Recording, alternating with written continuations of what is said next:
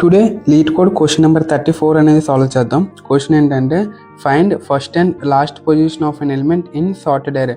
అంటే మనకి ఏరియాలోని కొన్ని ఎలిమెంట్స్ ఇస్తాడు, ఒక టార్గెట్ వాల్యూ ఇస్తాడు. ఈ టార్గెట్ వాల్యూ యొక్క ఫస్ట్ అండ్ లాస్ట్ పొజిషన్ని ఫైండ్ అవుట్ చేయాలి. పొజిషన్స్ అంటే ఏమొస్తాయి? 0, 1, 2, 3, 4, 5. ఇందులో ఫస్ట్ పొజిషన్ ఏంటి? 2ది 1, లాస్ట్ పొజిషన్ 4. సో అవుట్పుట్ ఏం రిటర్న్ చేయాలి?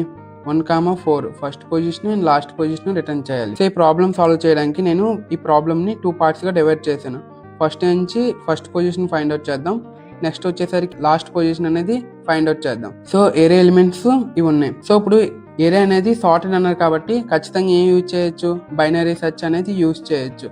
సో బైనరీ సెర్చ్ ఎట్లా ఇంప్లిమెంట్ చేస్తాం? ఇనిషియల్లీ ఎల్ అనేది స్టార్టింగ్ పొజిషన్లోని, ఆర్ అనేది లాస్ట్ పొజిషన్లోని పెడతాం. దాన్ని ఏం ఫైండ్ అవుట్ చేస్తాం? మిడ్ వాల్యూ ఫైండ్ అవుట్ చేస్తాం. మిడ్ వాల్యూ టార్గెట్కి ఈక్వల్గా ఉంది.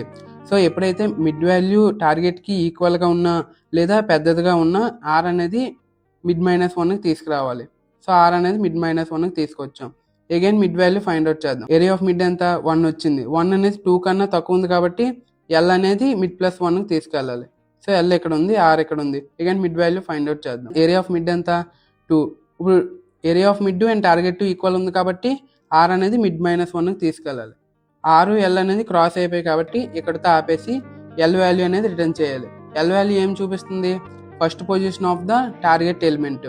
ఒకవేళ సపోజ్ ఈ ఎల్ వాల్యూ అనేది ఇట్లా క్రాస్ అయ్యి ఏరియా లెంత్ అనేది దాటిపోయింది అనుకో, -1 రిటర్న్ చేయాలి. ఒకవేళ టార్గెట్ అనేది ఏరియాలో లేకపోతే అప్పుడు కూడా -1 రిటర్న్ చేయాలి. ఇవేంటంటే ఎడ్జ్ కేసెస్.